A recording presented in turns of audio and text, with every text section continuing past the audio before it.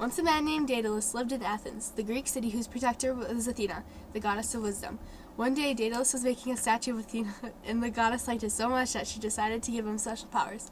Thanks to her, he became Athens' top inventor and builder. Everyone admired his cleverness at making gadgets, and his ability to solve problems that baffled people for years. Even Agus, the king of Athens at one time, counted on Daedalus for advice about new buildings and special projects. But it wasn't enough for Daedalus to be the greatest inventor in Athens. He wanted to be the only inventor in Athens. He couldn't stand anyone else getting recognition. The great inventor even became worried that his own nephew, his apprentice, would steal some of his glory. Scene 1. The Fall. In Athens, Daedalus' reputation as a wise man and clever inventor was growing. He soaked up praise from others, especially his family members. Who would have thought it? I hate to admit it, after all those fights we've had as kids. But my own brother, a genius. Sister, you look like you ate something that didn't agree with you.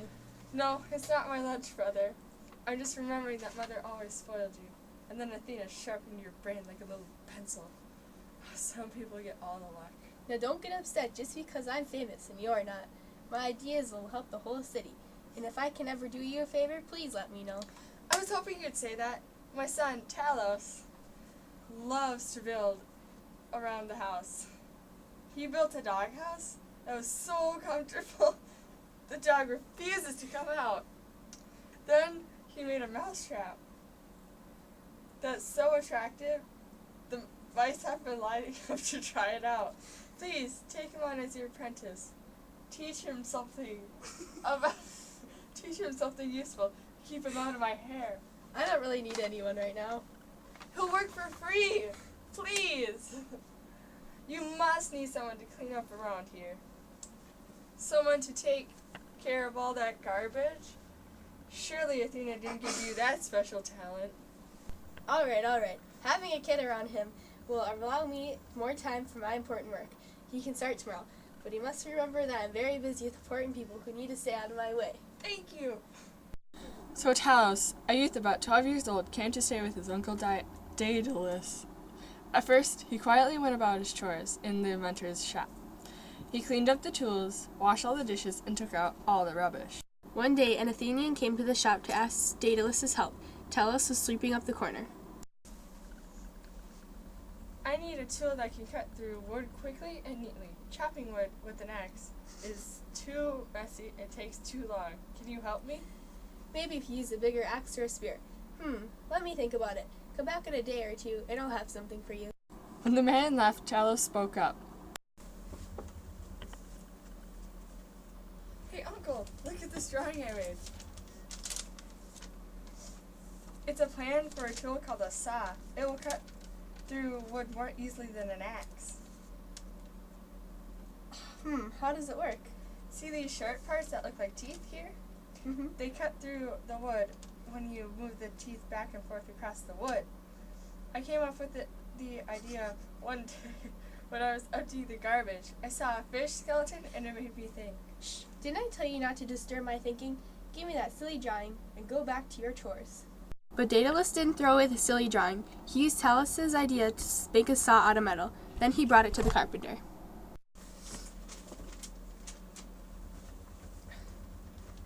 Did you think of this? This saw, as you call it? You are really clever. Oh, I just came up with it one night as I was taking out the garbage. Daedalus took all the credit, but Talos wasn't discouraged. He felt someday his uncle would recognize his talent. Look what I made, Uncle. I call it a compass. You can use it to draw perfect diagrams and to measure things exactly. Give me that. Stop fooling around. You've got work to do. I've got to do something about this boy before I become the second best inventor in Athens. That night, Daedalus couldn't sleep. He was so angry and jealous. Finally, he thought up a plan to make him feel better. He jumped out of bed and rushed over to Talos' room.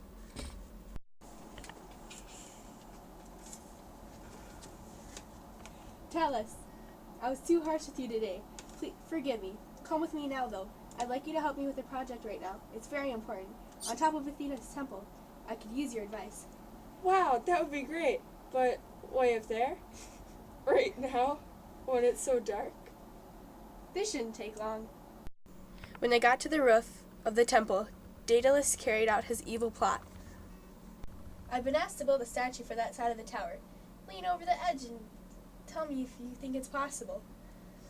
Well, it sure looks dangerous, but if you say so. As Talos leaned over, Daedalus gave him a quick, swift push and set the youth hurling towards the pavement stones. But before he hit the ground, he quickly flapped his arms and miraculously began to move skyward. You see, Athena had watched the plot unfold and stepped in. In a flash, she turned Talos into a bird, a partridge to be exact, and so spared his life. Then she had a few words with her former favorite. You are a very sick man, Daedalus. I am tempted to take back all the powers I have given you, but I won't. Instead, I'm going to banish you from Athens. You must wander through the world, praying that someone will take you in. Fate will have other punishments in store for you. Daedalus wandered about, sailing from country to country, until he came to the island of Crete, where the evil king Minos was looking for a great inventor. Daedalus was hired on the spot, and he soon settled down, married, and had a son. The boy's name was Icarus, and Daedalus loved him very, very much. And after years of working with Minos, Daedalus was given the job of designing the labyrinth that would house Minos' meanest pet, the Minotaur. For those of you who don't know, the labyrinth is a maze, and the Minotaur was a powerful creature that was killed by an Athenian named Theseus in the story before this one. But when Theseus escaped from the labyrinth, taking Minos' daughter, Ariadne, with him, someone was going to have to take the heat for Minos. That person was Daedalus. Scene 2, Rise and Downfall. Gods, bring the inventor to me! The palace guards brought in Daedalus, his hands bound behind him. A few steps behind the inventor, also bound, stood his son, Icarus. Theseus killed the Minotaur and escaped from the labyrinth. Only you could have helped him do that. To make matters worse, he's run off with my dear Ariana. Should we execute them now, Your Highness? No! I've thought of a more fit punishment. Bring the inventor and his son into the center of the maze and leave them there, without food or water. We'll let the inventor be trapped by his own invention. Daedalus' face became a mask of terror. When he had made the labyrinth, even he got lost in the maze, unless he had his master plans with him. I have one request, Your Highness. My son is afraid of the dark. Can you supply us with some candles, so at least his last hours will be a little less frightening? Very well. You may have your candles. That way, you'll be able to watch each other starve. Scene 3, in the maze. Daedalus and Icarus were blindfolded, brought to the center of the maze, and set free. The guards retraced their steps, keeping the inventor and his son in their place by threatening them with arrows and spears. Go. Father, what will we do? I'm already hungry. You must think of some way out of this. I'm thinking as fast as I can, son, but even if we escape from the maze, Minos' army will catch us. We make it to the sea. The king's navy will capture the ship before we're a mile from the shore. Daedalus stayed awake all that night. He had just about given up hope when the chirping of birds signaled that the sun was about to rise. You would have had a bird to escape from Minos. That's it. Wake up, my son. We've got work to do. What? Father? Have you gone crazy? Just listen to me. Remember those bird calls I taught you? Yeah. Use them now. Call down as many birds as you can. Quickly!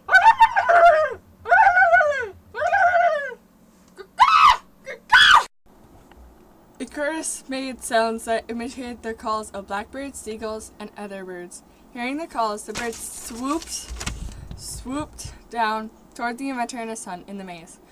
The two quickly snatched as many feathers as they could. The lucky birds only lost a few feathers each. Now, if we use wax from the candles to hold the feathers like this... Father, please tell me what you're making. I'm making wings with these feathers and wax. I'm making the wings that will carry us out of the maze and away from the island. Minos may control the land and the sea, but he doesn't rule the sky. We'll fly away. In just a day, Daedalus made a set of wings for himself and his son. They practiced with wings until they knew they could fly. Before we go, Pay attention to my words, Icarus. Fly right behind me, do you hear? Don't fly too low or the spray of the sea will wet your wings and pull you down. But don't fly too high either, if you'll fly too close to the sun. The wax that keeps the wings together will melt and you'll fall to the sea. Father, I promise I'll obey you. The two set out at the break of day. They flapped above the walls of the labyrinth and out to Minos' kingdom. The people below didn't know what to think about what they saw in the early morning sky. That's the strangest looking two birds I've ever seen. No, it must be gods visiting the earth. I think we better go back off to sleep. Once they were away from Minos' island, Daedalus and his son whooped and shouted. We're as free as birds! Just remember what I told you. Be careful. It feels great to fly, gliding and soaring.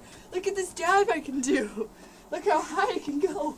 There's no time for fooling around, son. Stay close behind. We've got to get to Atlantis as soon as we can. When his father's back was turned, Icarus spread his wings and soared as high as he could. He felt the rays of sun warming his body. He let the currents of air take him even higher, just as a tide would sometimes carry a swimmer deeper and deeper. I'll catch up with my father in a second. After being in that cold labyrinth, it's great flying. The sun feels so good. But something began to go terribly wrong. Icarus's wings began to get heavier and heavier. He started to feel the melting wax warming his arms. But when the boy turned to look to see what was happening, he saw a feather drop from his wings. Now he remembered what his father said. Oh no! Father, help me! But the boy was far behind, and his voice could not reach his father's ears. But before long, hundreds of feathers were falling from the wings. Icarus was dropping fast to the blue sea below. He waved his arms frantically, but it did no good. Flying ahead, Daedalus was lost in thought. Now if I could build wings for an entire army, that would be something. Now we can fly back to Crete and surprise Minos. I could be King Icarus. How long do you think it would take me to... Turning around, he saw that he was alone in the beautiful cloudless sky. His heart pounded as he circled back. Then he saw what he feared, Icarus floating lifeless in the sea.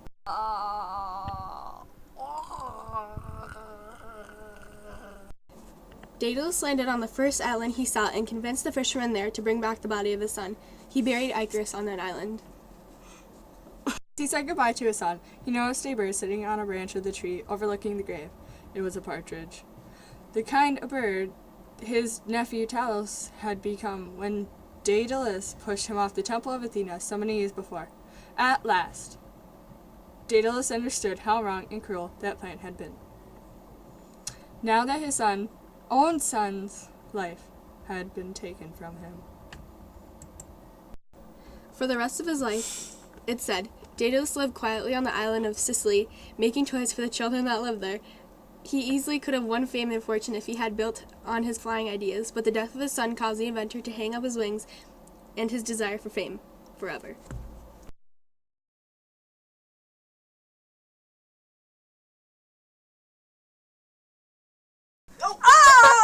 Oh my god! Oh! I'm so sorry. Oh! It's your fault. Oh, I think I broke my feet. Are you okay? I'm so sorry.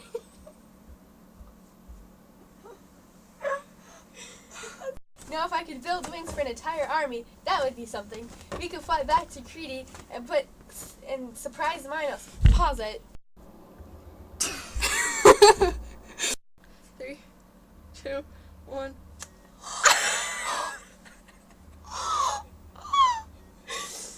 You don't need that mustache remover anymore. Oh my